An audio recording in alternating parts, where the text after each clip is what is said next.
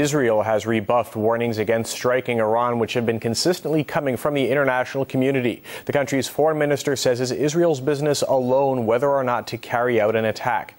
Anti-Iranian rhetoric was again stepped up after the UN nuclear watchdog's mission in Tehran brought no results.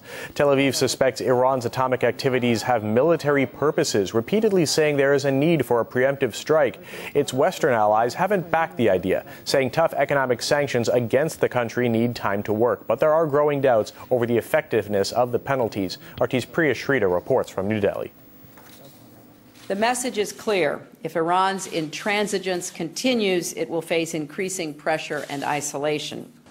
The West is ramping up the pressure on New Delhi to follow its lead in stopping imports of Iranian oil and dealing with its central bank. But India refuses to follow suit. It is not possible for India to take any decision to reduce the import from Iran drastically, because after all, the countries which can provide the requirement of the emerging economies. A former U.S. State Department official said that India's failure to stand with the West on the oil embargo is a slap in the face for the United States and raises questions about India's ability to lead. But despite all that, Indian officials won't budge on the issue. India is Iran's largest oil customer with an annual trade of $12 billion. Officials here in New Delhi are negotiating with their counterparts in Tehran to continue that trade, using rupees instead of dollars to get around the Western sanctions.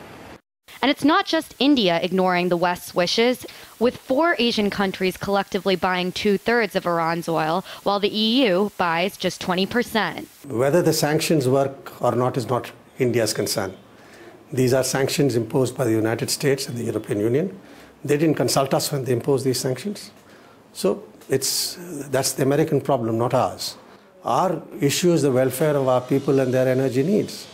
That's why many say the sanctions will be totally ineffective if the Asian giants won't play ball.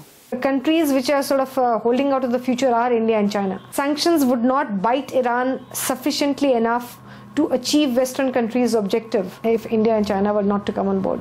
EU-US sanctions are designed to isolate Iran, but if Asia won't play that game, the question arises, what will or can the West do next?